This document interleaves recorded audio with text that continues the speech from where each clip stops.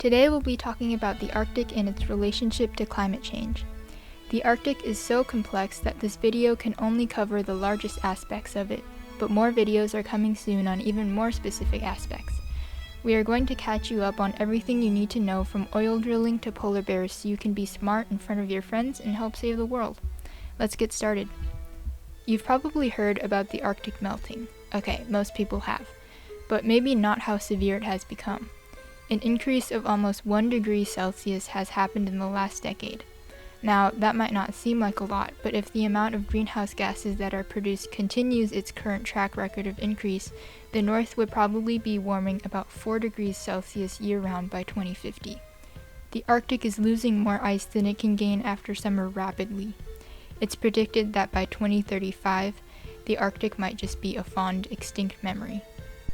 Now, what does this mean for the world? As the Earth warms and the ice disappears, carbon dioxide and methane are released from the melting ice, which increases the speed of global warming. But before talking about that, let's get into the specifics of the Arctic. Let's actually go back to the Arctic's first birthday. So the Arctic, derived from the Greek term Arctos, meaning bear, actually refers to the northern constellations of Ursa Major and Minor. This is actually really fitting because guess what's in the Arctic? Bears. Now, nobody knows the exact reason for the formation of the Arctic, but many believe that thousands of years ago, the Eurasian plate moved towards the Pacific land plate, creating the Arctic Ocean. Now, along with plates moving, the Arctic lands developed geologically. There were nuclei of ancient crystalline rocks, and these stayed underneath the northern continental shields, such as the Canadian Shield.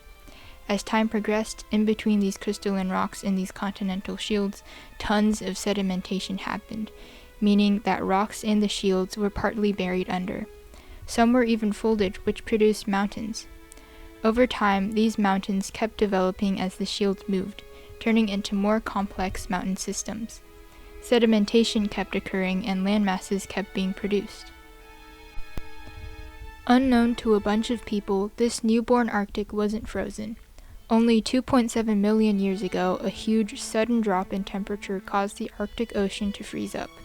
It was a little bit more complicated why the temperature suddenly dropped and how the ice has stayed till today. Well, according to scientists, the difference in temperature that caused the Arctic to freeze occurred because more freshwater levels were in the ocean, causing water to separate more and forming layers of density. These freshwater levels were more prominent in the winter, causing the Arctic to freeze more then, but still not melt all year long. Now, this ice buildup has lasted more than 2 million years, forming a land structure that supports a very unique ecosystem. For more information on ecosystems, check out biodiversity modules and videos. There is a delicate balance for what lives in the Arctic. Everything relies on each other to keep it alive. That is what is so special about an ecosystem, and it's so important that we allow it to thrive. The Arctic has a bunch of shrubs that grow in the summer, herbs, moss, and other tundra vegetation. For animals, you've probably heard of the polar bear, the Arctic wolf, the Arctic fox, the snowy owl, the Arctic hare, muskox, narwhals, and on and on and on. These organisms make up the Arctic's unique ecosystem and rely on the Arctic for their habitat. As you just saw, the Arctic has a bunch of treasures. But the things everyone's interested in, meaning big companies, is minerals such as phosphate, copper, diamond, and nickel. And the biggest thing everyone wants from the Arctic isn't the polar bear, but the oil. The Arctic has tons of oil to be drilled, and every country is fighting over rights to get it. You may have heard of the Trump administration, who wanted to drill oil in the Arctic in order to expand the economy. This would have supported large businesses that are very detrimental to the environment, and theoretically would have increased the US GDP. The problem with drilling oil and taking away all those minerals is it messes up that unique ecosystem. And when the ecosystem gets messed up, emissions are increased, and that's where climate change plays in.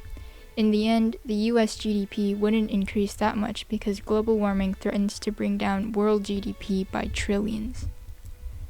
Many people ask, how does the Arctic relate to climate change?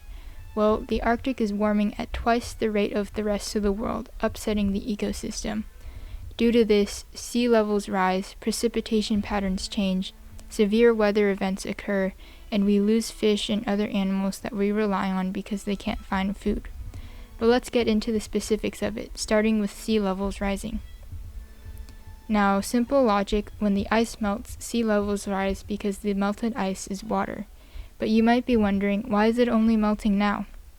That's because of climate change affecting the ocean temperatures.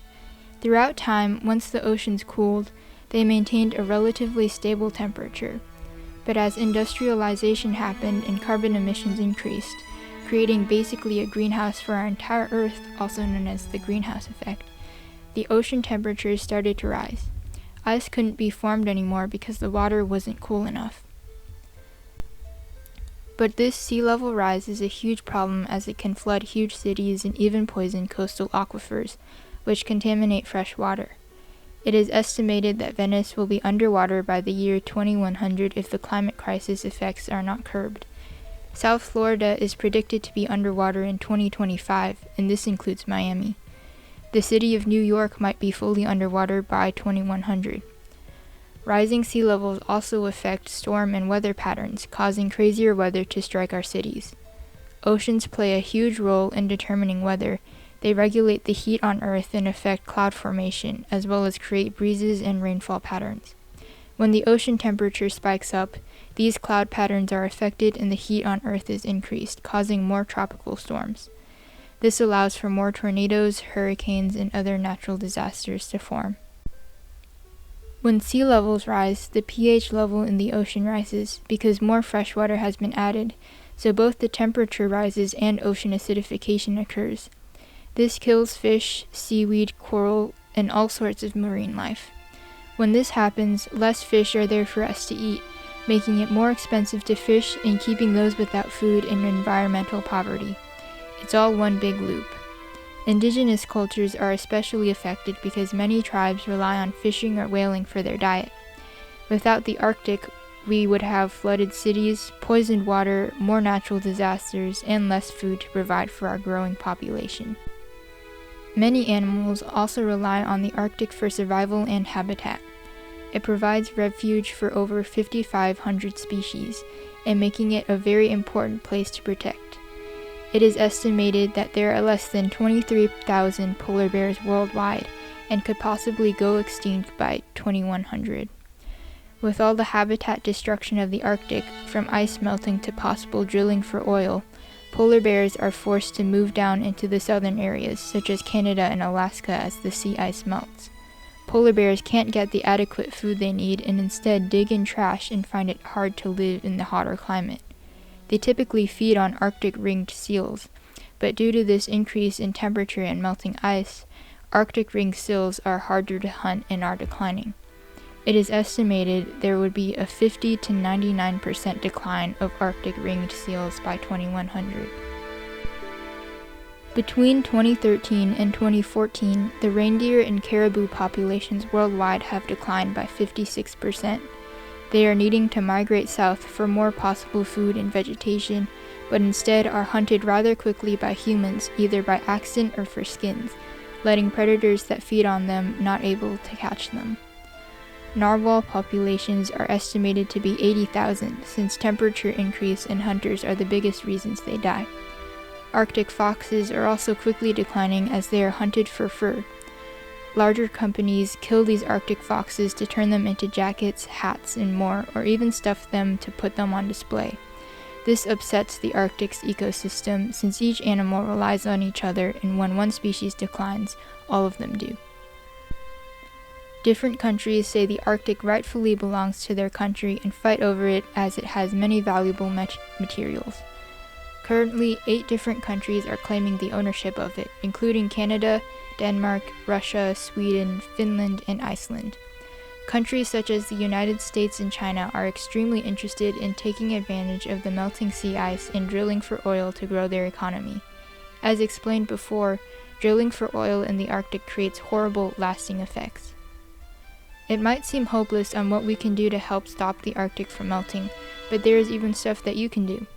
Try avoiding meat-heavy diets or dairy-heavy diets. Even if you cut out one thing, that's still doing something. You don't need to be a full vegan to make a difference, though it does help. Make sure the brands you shop at don't use real fur like Arctic foxes or other animals.